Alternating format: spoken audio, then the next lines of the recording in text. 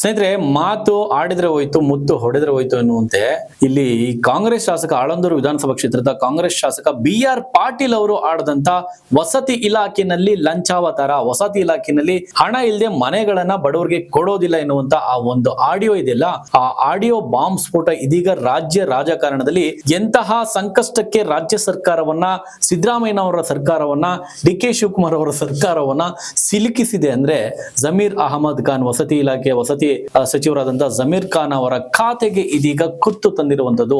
ಅಷ್ಟೇ ಅಲ್ಲದೆ ರಾಜ್ಯ ಸರ್ಕಾರಕ್ಕೆ ಇದು ದೊಡ್ಡ ಮಟ್ಟದ ಡ್ಯಾಮೇಜ್ ಅಂತಾನೆ ಹೇಳ್ಬೋದು. ರಾಜ್ಯ ಸರ್ಕಾರ ಇದನ್ನ CM ಸಿದ್ದರಾಮಯ್ಯನವರು ಹೆಂಗೆ ನಿಭಾಯಿಸ್ತಾರೆ ಅನ್ನೋದೇ ಎಲ್ರಿಗೂ ಕುತೂಹಲ. ಯಾಕಂದ್ರೆ BR ಪಾಟೀಲ್ ಅವರು ನಿನ್ನೆ ನುಡಿಸಿದ್ದು, ಸರ್ಫರಾಜ್ ಖಾನ್ ನಿನ್ನೆ ವಸತಿ ಇಲಾಖೆಯ ಆಪ್ತ ಕಾರ್ಯದರ್ಶಿ ಜಮೀರ್ ಅಹಮದ್ ಖಾನ್ ಅವರ ಆಪ್ತ ಕಾರ್ಯದರ್ಶಿಯಾಗಿರುವ ಸರ್ಫರಾಜ್ ಖಾನ್ ಮತ್ತು BR ಪಾಟೀಲ್, ಆಳಂದೂರು ವಿಧಾನಸಭಾ ಕ್ಷೇತ್ರದ ಶಾಸಕರು, ಕಾಂಗ್ರೆಸ್ ಶಾಸಕರು BR ಪಾಟೀಲ್ ಇವರಿಬ್ಬರ ನಡುವೆ ನಡೆದಂತ ಆ ಒಂದು ಆಡಿಯೋ ಸ್ಫೋಟ ರಾಜ್ಯ ರಾಜಕಾರಣದಲ್ಲಿ ದೊಡ್ಡ ಸಂಚಲನಕ್ಕೆ ಇದೀಗ ಆಹಾರ ಆಗಿರುವಂತದ್ದು. ಏನು ವಿರೋಧ ಪಕ್ಷದ ಬಿಜೆಪಿ ಮತ್ತು JDS ನಾಯಕರುಗಳಿಗೆ ಇದೊಂದು ರೀತಿ ಆಹಾರ ಆಗಿದ್ರೆ, ಇನ್ನು ರಾಜ್ಯ ಸರ್ಕಾರವನ್ನ ಸಂಕಷ್ಟಕ್ಕೆ ಸಿಲುಕಿಸುವಂತಹ ಆಡಿಯೋ ಸ್ಫೋಟ ಇದಾಗಿದೆ.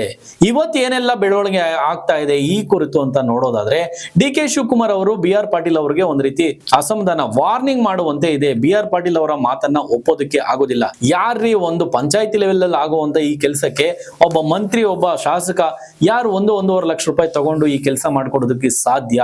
ಇದು ನಾನು BR ಪಾಟೀಲ್ ಅವರ ಮಾತು ಸರಿ ಇಲ್ಲ. ಅವರ ಮಾತನ್ನ ನಾನು ಖಂಡಿಸ್ತೇನೆ. ಇಂಥ ಲಂಚಾವತಾರ, ಇಂಥ ಲಂಚದ ಬೆಳವಣಿಗೆಗಳು ನಮ್ಮ ಸರ್ಕಾರಕ್ಕೆ ಬಂದಿಲ್ಲ ಅಂತೇಳಿ BR ಪಾಟೀಲ್ ಅವರ ಮಾತುಗಳಿಗೆ DK ಶಿವಕುಮಾರ್ ಅವರು ಅಸಮಾಧಾನದ ಮಾತುಗಳನ್ನು ಹೇಳಿದ್ದಾರೆ. ಜೊತೆಯಲ್ಲಿ ಆಡಿಯೋ ಕೂಡ ಅವ್ರದ್ದಲ್ಲ, ಒಂದ್ಸಲ ಪರಿಶೀಲನೆ ಮಾಡಬೇಕು. ಅಷ್ಟೇ ಅಲ್ಲದೆ ಇದು ಈಗಾಗಲೇ ಮುಖ್ಯಮಂತ್ರಿಗಳ ಗಮನಕ್ಕೂ ಹೋಗಿದೆ. ನಾನು ಮುಖ್ಯಮಂತ್ರಿಗಳು ಇಬ್ರು ಸೇರ್ಕೊಂಡು ಇದು ಏನಾಗಿದೆ, ಏನ್ ಸಮಸ್ಯೆ ಆಗಿದೆ, ಇಲ್ಲಿ ಏನ್ ಗೊಂದಲ ಆಗ್ತಾ ಇದೆ, ಇದೆಲ್ಲವನ್ನು ಸರಿಪಡಿಸುವಂತ ಕೆಲಸ ಮಾಡ್ತೀನಿ. ಮುಖ್ಯಮಂತ್ರಿಗಳು ಕೂಡ ಇದನ್ನ ವಿಚಾರಿಸ್ತಾರೆ. ಅವ್ರನ್ನ BR ಪಾಟೀಲ್ ಅವ್ರನ್ನ ಕರೆದು ನಾವೆಲ್ಲರೂ ಕೂಡ ಇದನ್ನ ಸರಿ ಮಾಡ್ತೀವಿ ಈ ವಿಚಾರವನ್ನ ಅಂತೇಳಿ ಏನು DK ಶಿವಕುಮಾರ್ ಅವರು ಮಾಧ್ಯಮದವ್ರಿಗೆ ಇವತ್ತು ಒಂದು ರಿಯಾಕ್ಟ್ ಅನ್ನ ಈ ಒಂದು ಸುದ್ದಿಗೆ ಸಂಬಂಧಪಟ್ಟಾಗೆ ಕೊಟ್ಟಿರುವಂತದ್ದು. ಇನ್ನು ಇದು ಸುಳ್ಳೋ ಸತ್ಯನೋ ಎನ್ನುವಂತ ಹೇಳಿಕೆ ಏನಂದ್ರೆ, ಅಡ್ಗೋಡೆ ಮೇಲೆ ದೀಪ ಇಟ್ಟಂಗೆ DK ಶಿವಕುಮಾರ್ ಅವರು ಇದಾಗಿರೋದಕ್ಕೆ ಸಾಧ್ಯ ಇಲ್ಲ ಅಂತ ಹೇಳಿರುವಂತ ಹೇಳಿಕೆಗೆ BR ಪಾಟೀಲ್ ಅವರು ಸರಿಯಾಗಿ ಇವತ್ತು ಸ್ಪಷ್ಟನೆಯನ್ನ ಕೊಟ್ಟಿದ್ದಾರೆ. ಏನ್ ಸ್ಪಷ್ಟನೆ ಕೊಟ್ಟಿದ್ದಾರೆ, DK ಶಿವಕುಮಾರ್ ಏನ್ ಹೇಳಿದ್ರು, BR ಪಾಟೀಲ್ ಅವ್ರು ಏನ್ ಹೇಳಿದ್ರು, ಒಂದ್ಸಲ ನೋಡ್ಕೊಂಡ್ ಬನ್ನಿ. ಸರ್, ನಿನ್ನೆ BR ಪಾಟೀಲ್ ಅವರು ಒಂದು ಆರೋಪ ಮಾಡಿದ್ರು, ಅದ್ ನಿಜ ಅಂತ ಇವತ್ತು ಪುನರುಚ್ಚರಣೆ ಮಾಡಿದ್ದಾರೆ ಸರ್. ಸತ್ಯ ಅಂತ ಯಾವ ಕಾರಣಕ್ಕೂ ಒಪ್ಪುದಿಲ್ಲ. ಅವರ ಮಾತನಾಡಿದ್ದಾರೆ ಸರ್ ಆಡಿಯೋದಲ್ಲಿ. ಅವರು ಮಾತಾಡೋದು ಏನು ಮಾತಾಡ್ತಿದ್ದಾರೆ ಅನ್ನೋದು ನನಗಿನ್ನ ಅರ್ಥ ಆಗಿಲ್ಲ. ಚೀಫ್ ಮಿನಿಸ್ಟ್ರು ಗಮನಕ್ಕೆ ಅದಾಗಲೇ ಬಂದಿದೆ. ಚೀಫ್ ಮಿನಿಸ್ಟರ್ ಅದಕ್ಕೆ ಏನು ಬೇಕು ಕ್ರಮ ತೆಗೆದು ಮಾಡ್ತೀವಿ. ಟ್ರಾನ್ಸ್ಪರೆಂಟ್ ಆಗಿ ನಡೆಯುವಂಥ ಸಂದರ್ಭದಲ್ಲಿ ಒಬ್ಬ ಫಲಾನುಭವಿ ಎಲ್ಲಿ ಯಾರು ದುಡ್ಡು ಕೊಡೋಕ್ಕೆ ಸಾಧ್ಯ? ಡಿಸಿಷನ್ ಯಾರು ತಗೊಳ್ಳೋರು? ಪಂಚಾಯತಿಯವ್ರು ತಗೊಳ್ತಾರೆ, ಲೋಕಲ್ ಬಾಡೀಸ್ ತಗೊಳ್ತಾರೆ.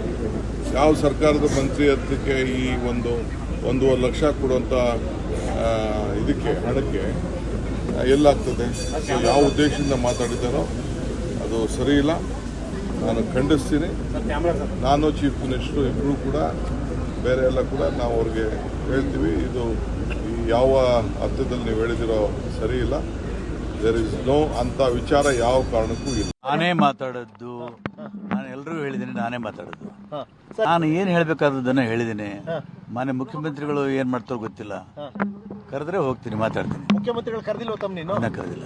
ಈ ಸರ್ಕಾರದಲ್ಲಿ ಭ್ರಷ್ಟಾಚಾರ ನಿರಂತರವಾಗಿ ನಡೀತಾ ಇದೆಯಾ? ಹಾಗಾದ್ರೆ ಎಲ್ಲ ಸರ್ಕಾರಗಳಲ್ಲಿ ನಡೆದಿತ್ತು. ಇಲ್ಲಿ ನಾವು ಜನಪರವಾಗಿ ಆಡಳಿತ ಕೊಡ್ತೀವಿ ಅಂತ ಹೇಳಿ ಬಂದಿದ್ದೀವಿ. ಇದಾಗಬಾರ್ದಾಗಿತ್ತು. ಸರ್, ತಾವು ದುಡ್ಡು ಕೊಟ್ಟು ಮಾಡಿಸ್ಕೊಂಡು ತಮ್ಮ ಕ್ಷೇತ್ರ ರೀತಿ ದುಡ್ಡು ಕೊಟ್ಟು ಮಾಡಿಸ್ಕೊಂಡು ಹೋಗ್ತಾ ಇದಾರೆ ಎಲ್ಲರೂ, ಎಲ್ಲ MLAಗಳು. ಎಲ್ಲರಿಲ್ಲ, ಒಂದು 5-6 ಪಂಚಾಯತ್ಗಳಲ್ಲಿ ದುಡ್ಡು ಕೊಟ್ಟು ಮಾಡ್ಕೊಂಡು ಹೋಗಿದ್ದಾರೆ. ನಾನು ಪತ್ರ ಕೊಟ್ಟದ್ದು ಆಗಿಲ್ಲ. 4 ಪತ್ರ ಕೊಟ್ಟಿದ್ದೀನಿ ನನ್ನ ಕ್ಷೇತ್ರಕ್ಕೆ, ಮನೆಗಳು ಕೊಟ್ಟಿದ್ದಾರೆ, ಆಗಿಲ್ಲ. ಅವರು ಪಂಚಾಯತ್ ಚೇರ್ಮನ್ಗಳು ಹೋದ್ಮೇಲೆ ಮಾಡ್ಕೊಂಡು ಬಂದಿದ್ದಾರೆ. ಸಿಎಂ ಕರೆದ್ರೆ ಹೋಗ್ತೀರಿ ಸರ್? ಹೋಗ್ತೀನಿ, ಖಂಡಿತ ಹೋಗ್ತೀನಿ. ಅವ್ರು ನಮ್ಮ ನಾಯಕರು. ಹೇಳ್ತೀನಿ. AICC ಕೂಡ ಈ ಸಂಬಂಧ ತಮ್ಮ ಆಡಿಯೋ ತರಿಸ್ಕೊಂಡಿದೆ. ಇಲ್ಲ, ಆ ಮಟ್ಟಕ್ಕೆ ನಾನು ಬೆಳೆದಿಲ್ಲ. AICC ಸರ್ಕಾರ ಅಲ್ವಾ ಸರ್, ಭ್ರಷ್ಟಾಚಾರದಲ್ಲಿ ತೊಡಕೊಂಡಿದೆ. ಏನ್ ನೆಗೆಟಿವ್ ಏನ್ರಿ? ಸರ್ಕಾರ ಇಲಾಖೆಯಲ್ಲಿ ಶಾಸಕರೇ ಬಹಿರಂಗ ಮಾಡ್ತಾ ಇದ್ದಾರೆ ಸರ್ಕಾರದಲ್ಲಿ. ಇಲ್ಲ, ನಾನು ಸತ್ಯವೇ ಹೇಳಿದ್ದೀನಿ. ನಾನೇ ಮಾತಾಡೋದು, ನಾನು ಎಲ್ರಿಗೂ ಹೇಳಿದ್ದೀನಿ, ನಾನೇ ಮಾತಾಡೋದು. ನಾನು ಏನು ಹೇಳಬೇಕಾದದನ್ನು ಹೇಳಿದ್ದೀನಿ. ಮಾನ್ಯ ಮುಖ್ಯಮಂತ್ರಿಗಳು ಏನು ಮಾಡ್ತಾರೋ ಗೊತ್ತಿಲ್ಲ. ಕರೆದ್ರೆ ಹೋಗ್ತೀನಿ, ಮಾತಾಡ್ತೀನಿ. ಮುಖ್ಯಮಂತ್ರಿಗಳು ಕರೆದಿಲ್ವ ತಮ್ಮ ನೀನು? ಇನ್ನ ಕರೆದಿಲ್ಲ. ಈ ಸರ್ಕಾರದಲ್ಲಿ ಭ್ರಷ್ಟಾಚಾರ ನಿರಂತರವಾಗಿ ನಡೀತಾ ಇದೆಯಾ ಹಾಗಾದ್ರೆ? ಎಲ್ಲಾ ಸರ್ಕಾರಗಳಲ್ಲಿ ನಡೆದಿತ್ತು. ಹಾ. ಇಲ್ಲಿ ನಾವು ಜನಪರವಾಗಿ ಆಡಳಿತ ಕೊಡ್ತೀವಿ ಅಂತ ಹೇಳಿ ಬಂದಿದ್ದೀವಿ. ಇದಾಗಬಾರ್ದಾಗಿತ್ತು. ಹಾ. ಸರ್, ತಾವು ದುಡ್ಡು ಕೊಟ್ಟು ಮಾಡಿಸ್ಕೊಂಡು ತಮ್ಮ ಕ್ಷೇತ್ರ ಈ ರೀತಿ ದುಡ್ಡು ಕೊಟ್ಟು ಮಾಡಿಸ್ಕೊಂಡು ಹೋಗ್ತಾ ಇದಾರೆ ಎಲ್ಲರೂ, ಎಲ್ಲ MLA-ಗಳು? ಎಲ್ಲರಿಲ್ಲ, ಒಂದು 5-6 ಪಂಚಾಯತ್ಗಳಲ್ಲಿ ದುಡ್ಡು ಕೊಟ್ಟು ಮಾಡ್ಕೊಂಡು ಹೋಗಿದ್ದಾರೆ.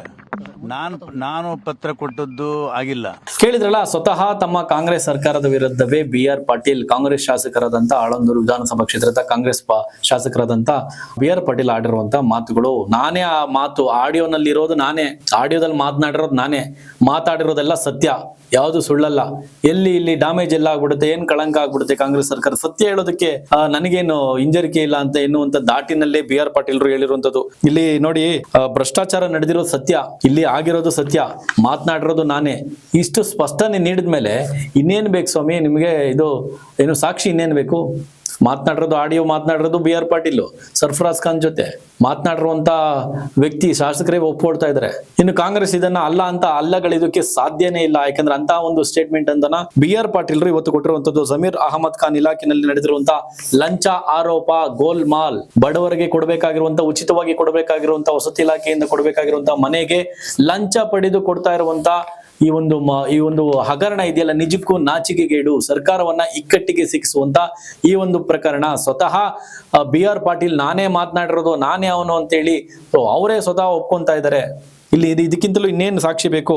ಒಂದು ಮನೆ ಕೊಡೋದಕ್ಕೆ ಲಂಚ ತೆಗೆದುಕೊಂಡು ಮಾಡ್ತಾರೆ ಅಂದ್ರೆ ಇದಕ್ಕಿಂತಲೂ ಅಧ್ವಾನ ಇನ್ಯಾವುದು ಇಲ್ಲ ಅಂತ ಹೇಳ್ಬೋದು. ಇದೊಂದೇ ಸರ್ಕಾರ ಅಲ್ಲ, ಈ ಹಿಂದಿನ ಸರ್ಕಾರ ಅದನ್ನೇ BR ಪಾಟೀಲ್ ಹತ್ರ ಮಾಧ್ಯಮದವ್ರು ಪ್ರಶ್ನೆ ಕೇಳಿದಾಗ, ಈ ಭ್ರಷ್ಟಾಚಾರದ ಬಗ್ಗೆ ಏನ್ ಹೇಳ್ತೀರಾ ಸರ್, ಭ್ರಷ್ಟಾಚಾರ ನಡೆದಿದೆಯಾ ಅಂತ ಕೇಳಿದಾಗ, ಭ್ರಷ್ಟಾಚಾರ ಇದೊಂದೇ ಸರ್ಕಾರದಲ್ಲ, ಈ ಹಿಂದಿನಿಂದಲೂ ಕೂಡ ಇದು ನಡ್ಕೊಂಡ್ ಬಂದಿದೆ ಅನ್ನುವಂತ ಮಾತುಗಳನ್ನ BR ಪಾಟೀಲ್ರು ಧೈರ್ಯವಾಗಿ ಘಂಟಾಘೋಷವಾಗಿ ಹೇಳ್ತಾರೆ. ಇನ್ನು CM ಕರೆದ್ರೆ ಹೋಗ್ತೀರಾ ಸರ್ ಅಂತ ಕೇಳಿದಂತ ಪ್ರಶ್ನೆಗೆ, CM ಕರೆದ್ರೆ ನಾನು ಕೂಡ ಅಲ್ಲಿ ಹೋಗಿ ಮಾತನಾಡ್ತೀನಿ, ಇದ್ರ ಬಗ್ಗೆ ಏನೆಲ್ಲ ಸತ್ಯ ಘಟನೆ, ಸತ್ಯಾಸತ್ಯತೆಗಳು ಏನ್ ನಡೆದಿದೆ ಅನ್ನೋದನ್ನ ವಿವರಣೆ ಕೊಡೋದಕ್ಕೆ ನಾನು ರೆಡಿ ಇದ್ದೀನಿ ಅಂತೇಳಿ ಹೇಳಿರುವಂತದ್ದು.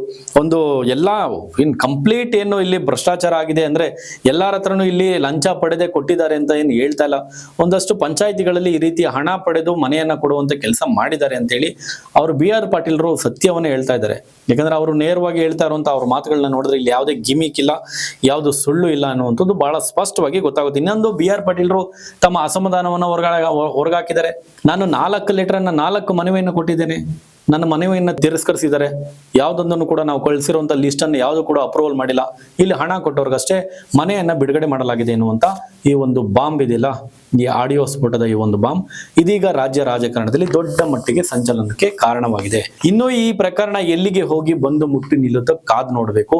CM ಅವರು BR ಪಾಟೀಲ್ ಅವ್ರನ್ನ ಕರೆದು ಏನಾದ್ರು ಮಾತಾಡ್ತಾರ, ಮತ್ತೆ DK ಶಿವಕುಮಾರ್ ಅವರು ಮತ್ತೆ ಈ ವಿಚಾರವಾಗಿ ಏನಾದ್ರು ಮೂಮೆಂಟ್ಸ್ ಮಾಡ್ತಾರ, ಏನ್ ಕ್ರಮ ಕೈಗೊಳ್ತಾರೆ, ಬಿಜೆಪಿ JDS ನಾಯಕರು ಈ ಒಂದು ಹಗರಣದ ಕುರಿತು ಏನ್ ಹೋರಾಟಕ್ಕೆ ಇಳಿತಾರ, ಕಾದ್ ನೋಡ್ಬೇಕು. ಸ್ನೇಹಿತರೆ, ನಿಮ್ಮ ಅನಿಸಿಕೆಯನ್ನು ಈ ವಿಚಾರವಾಗಿ ಕಮೆಂಟ್ ಮಾಡಿ. ನೋಡ್ತಾ ಇರಿ ಪ್ರತಿಧ್ವನಿ. ಧನ್ಯವಾದಗಳು. ಹೆಚ್ಚಿನ ವಿಡಿಯೋಗಳಿಗೆ ಪ್ರತಿಧ್ವನಿ ಯೂಟ್ಯೂಬ್ ಚಾನೆಲ್ ಸಬ್ಸ್ಕ್ರೈಬ್ ಮಾಡಿ, ಬೆಲ್ ಐಕಾನ್ ಕ್ಲಿಕ್ ಮಾಡಿ.